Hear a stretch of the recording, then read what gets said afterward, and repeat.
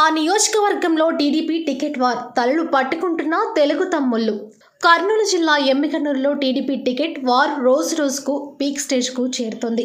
ప్రస్తుతం టీడీపీ నియోజకవర్గం ఇన్ఛార్జిగా ఉన్న టీడీపీ మాజీ ఎమ్మెల్యే బీవీ జయనాగేశ్వరరెడ్డి నియోజకవర్గంలో సూపర్ 6 బాబు షూరిటీ భవిష్యత్తుకు గ్యారంటీ కార్యక్రమాల ద్వారా నిత్యం ప్రజల మధ్య గడుపుతున్న టీడీపీ అధినేత చంద్రబాబు విడుదల చేసిన మొదటి జాబితాలో ఆయన పేరు రాకపోవడం ప్రస్తుతం నియోజకవర్గంలో చర్చనీయాంశంగా మారింది.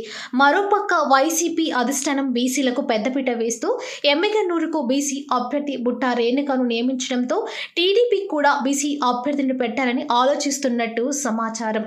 అదే తరుణంలో ఎమ్మిగనూరులో టీడీపీ టికెట్ బీసీలకు ఇవ్వాలని పద్మశ్రీని మాచని సోమప్ప ముని మనవడు మాచని సోమనాథ్ టీడీపీ టికెట్ కోసం విశ్వ ప్రయత్నాలు చేస్తున్నారు.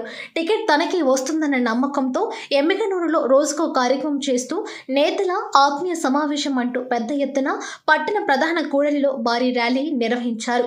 అయితే 2 రోజుల క్రితం ఎమ్మిగనూరులో ఏర్పాటు చేసిన టీడీపీ విస్తృత సమావేశంలో జిల్లా అధ్యక్షుడు బీటీ నాయుడు మాట్లాడుతూ కొంతమంది జిల్లా రాష్ట్ర నాయకుల అనుమతి లేకుండా ప్రచారాలు చేస్తున్నారని సోమనాథ్ను దృష్టిలో పెట్టుకుని మాట్లాడారు.